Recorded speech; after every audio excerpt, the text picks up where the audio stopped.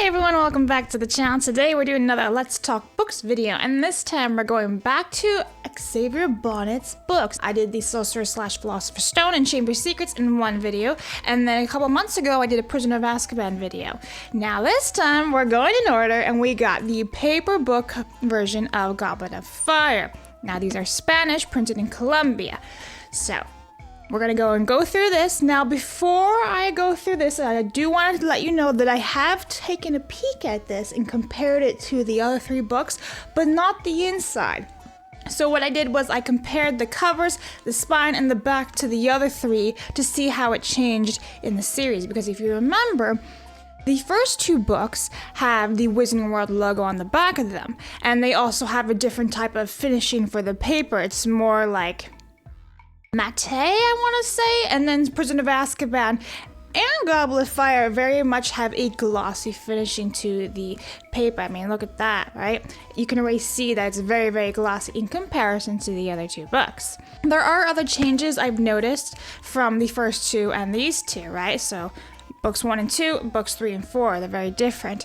For example, this one obviously says Harry Potter on it, not Wizarding World logo, but we're going to get into this. If you don't know what I'm talking about, by the way, go watch those other two videos. When the series is complete, I will do an entire breakdown for you guys in one giant video, because it's a lot to just keep comparing between videos and through time and space. Now, these are printed originally in hardback. However, I'm collecting them in paperback because they're just cheaper that way.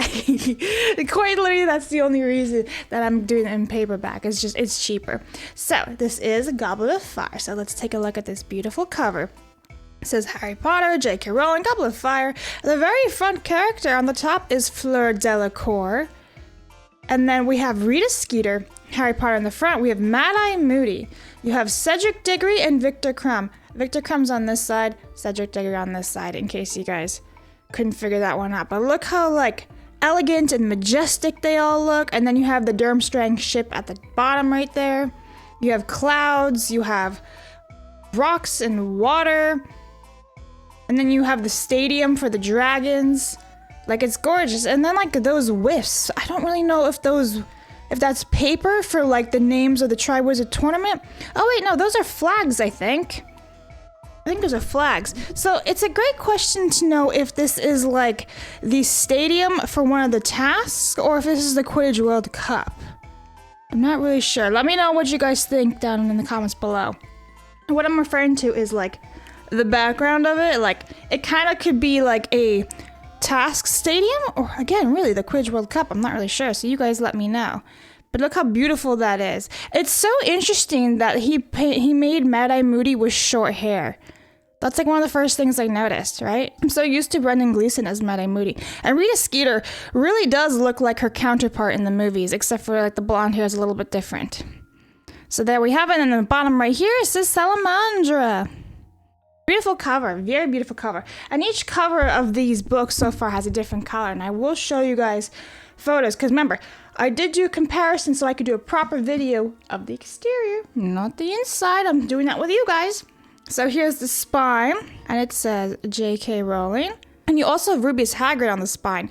So each character is depicted on the spine. So far we've had Harry, Ron, and Hermione. Now we got Hagrid. And then it says Harry Potter, Goblet of Fire, and then the Salamandra logo at the very bottom. Now, if you notice, the cover of it is very fiery, very orange. It matches perfectly with Goblet of Fire, in my opinion. Also, I do want to point out, I love, the rays of sun just beaming through, right? You see that right there, here, and then there. I like that. It looks very, very cool. And on the back is basically the same format as it usually is. A little brief description about the Goblet of Fire. Again, you have some nature in the background. This one at time is the maze. And so you got the blurb, you got Goblet of Fire, you got a little archway and everything. And then down here is the ISBN information. This retails for $21.95. Notice, HP logo. Pay attention to that. And then Salamandra, Penguin Bros US. Notice. HP logo. Before I get to the inside, I do want to compare it to the other books. So if you'll notice, I took this photo for the last video, but you can see here that the first two books have a total different finishing for the paper, and it says Wizarding World logo on the inside of the copyright page as well as the exterior back. And now with Prisoner of Azkaban it says HP, and also with Goblet of Fire it says HP as well. One thing that really annoys me, guys, is if when you put all 4 books together and you line them up next to each other, you'll notice that Prisoner of Azkaban's J.K. Rowling is not written in the same direction as the other 3. I don't know what they did with that. I don't know why they didn't just shrink the font or whatever, but it's sideways. So you got Harry, Ron, Hermione, Hagrid, and then above those you have J.K. Rowling's name, and for some reason J.K. Rowling's name is written wrong in Prisoner of Azkaban, like it's sideways, and that really annoys me because like everything else matches, but that one. I don't get it. I really don't get it. You can even just look at the finishing of the paper, like of the type of paper that they used to print it, just based off the spines, the cover. Like you can clearly tell that the first 2 books, different finishing. The 3rd and 4th book, very glossy type finishing. Also with Goblet of Fire, you'll notice that there's more details on the spine, in my opinion at least, maybe because it's a bigger spine. But you see how it's got like these like vines right by Hagrid's name? That doesn't really show up in the other 3 books, so that's like a new little addition right there. Again, it could just be because it's a thicker spine that he's got more room to work with. On the back is what I really wanted to point out. Again, another difference between the finishings of the first 2 books for the paper as compared to this one. So I did this great example right here. So you can see on the back of Philosopher's Stone, or Sorcerer's Stone, however you want to call it, the archway around the description is shiny, glossy, almost looking embossed, but it's not embossed. Whereas this one, there's really no big detail about it. It's the printing, right? It's all glossy, whereas that one has like this type of gold finishing to it. Again, it's not embossed, it's all flat, but it just looks like it sticks out almost. Does that make sense? I'm trying my best to explain it, but I don't really know the terms of papers. Like I learned the terms about paper, I guess. But you can see that the gold finishing is very striking and brilliant in your face, and this one's not as much. You see what I'm saying? Like it's a very dull gold, and that could just be because of the paper, of the printing, right? Like it's all glossy. I mean, look how much light this thing is reflecting. Now, I think that's all the comparisons that I've noticed, or all the details that I noticed between the 4 books. But if you notice something different between the 4 books, let me know in the comments below, because I'd love to hear. Let's talk about the inside. So the inside, again, like this is like Xavier Bonet, right? So it's printed for Columbia. Inside, we have the copyright information. This is the first. If you don't know how to tell first, you look at the bottom numbers here, right? The lowest number, which is a 1, is going to tell you the printing. And that happens for every single book in the world. This isn't some Harry Potter exclusive thing. If you want to know how to tell what printing you have, look at the bar line, and the lowest number is your printing, okay? So if the lowest number is 10, that means you have a 10th printing. Now, we also know this is a first edition because it says so right here. First edition, October 2025. Right there. And also, it doesn't say anything about the Wizarding World. Again, that has been completely removed in the 1 year since they scrubbed it. Now, remember, they scrubbed it in October 2024.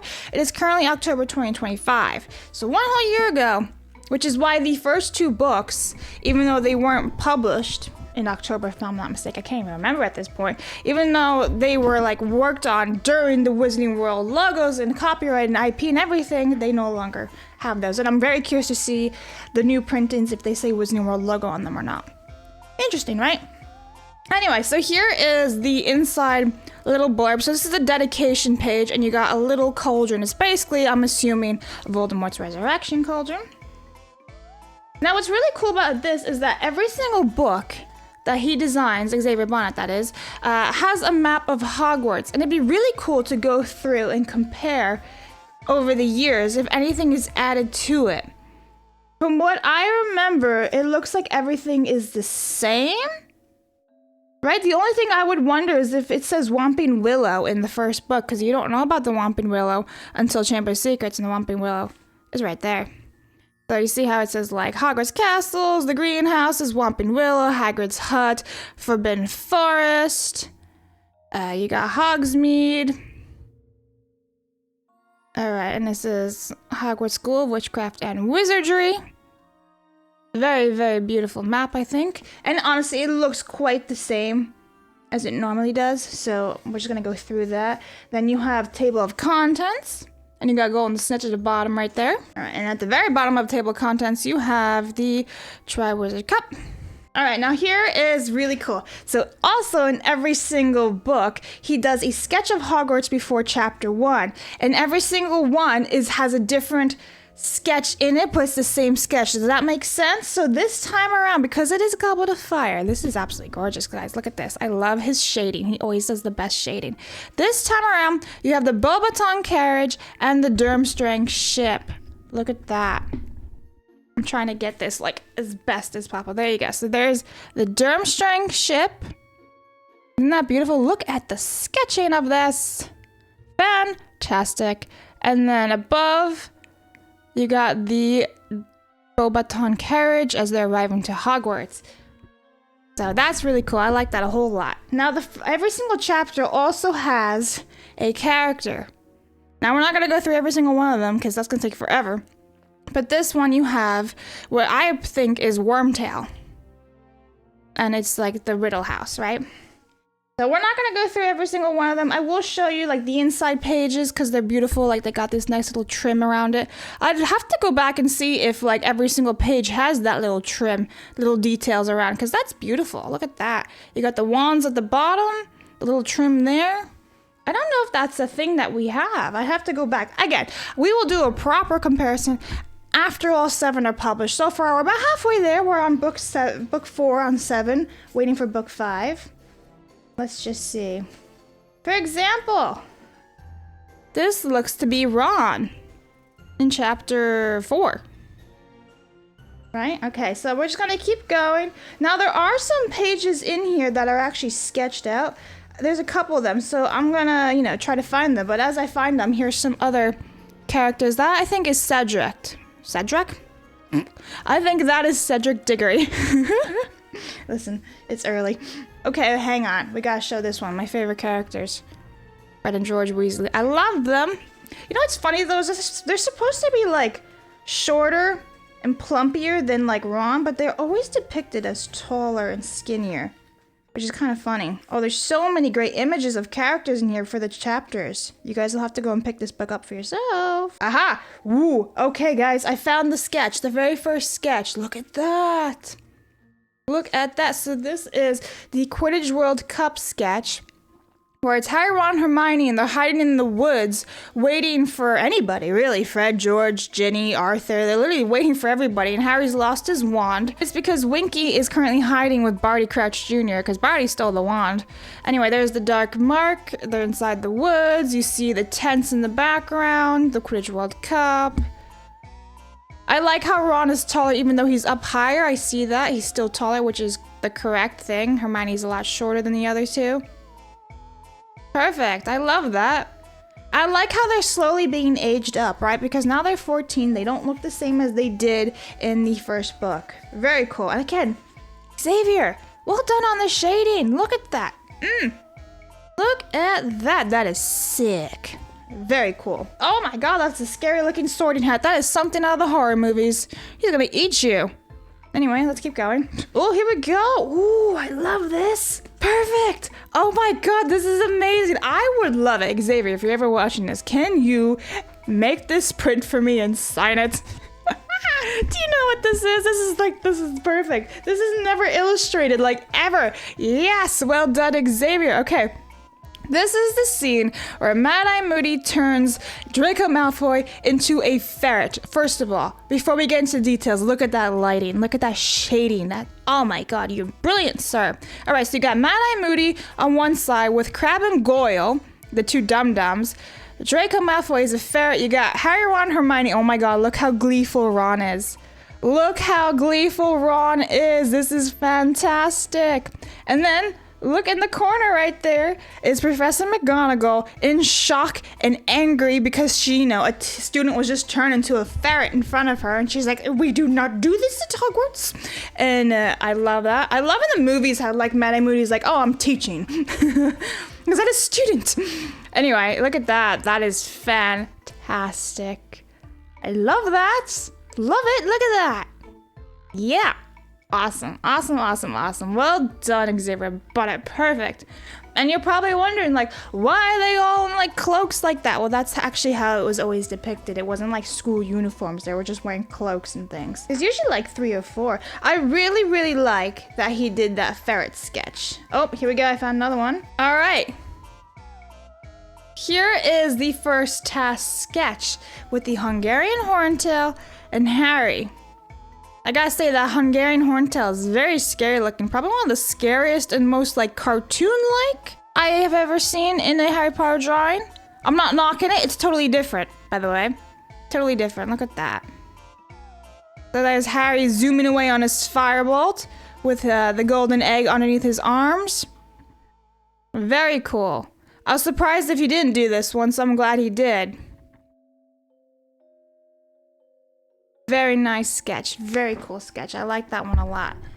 And we're about like halfway done with the book. There should be some more sketches somewhere. I don't know who this is on the cover. I think it's Ginny, but it could also be Fleur or Gabriella. You know, Fleur's little sister. There you have that one. All right, let's keep going. Like every single chapter, you know, has a photo. So there's Hagrid right there. I'm just obviously pointing that one out for obvious reasons. Now, some of the chapters repeat themselves with illustrations. At least, I'm pretty sure it's the exact same illustration. So there's another one. Could be Fleur or Ginny. But hang on, let's just base it off this. Okay, no, I think it's Fleur, because she's got that braid on the cover as well, so it's Fleur. Since it's black and white, you can't really tell if it was supposed to be like a ginger or blonde. And here we have another sketch. This is the second task. And this is Harry in the Black Lake with the Mare people.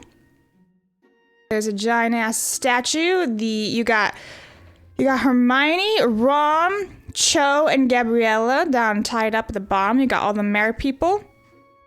And Harry with his fin feet.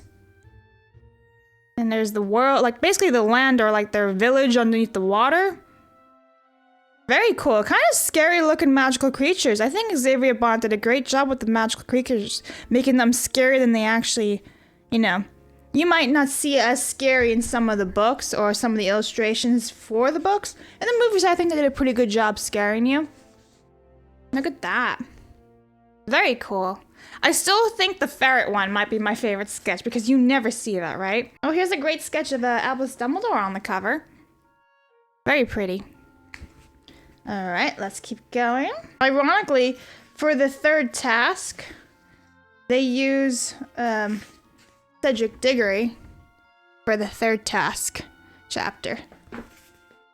Awkward. All right, so for the chapter of, you know, blood and bones and all that stuff, it is Wormtail. Okay, let's keep going.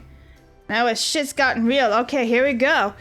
There's Voldemort. That is how he depicts Voldemort. I'm not gonna lie, it kind of looks like a very, very evil Chad with that jawline. Let's see if I can find a sketch. I'm sure there's a sketch in here somewhere. Okay, now we have a sketch of Harry for Priori and Catatum. Again, here is the sketch. Whoa. Okay, cool. Look at this. All right, so the sketch is Harry and Voldemort dueling, where they cast the spells at each other, and the giant globe is around them, and you got James, Lily, Cedric, Frank, and Bertha Jorkins, which I'm sure no one really knows who Frank is unless you pay attention in the movies, and no one's gonna know who Bertha Jorkins is because I don't even think she was in the movie.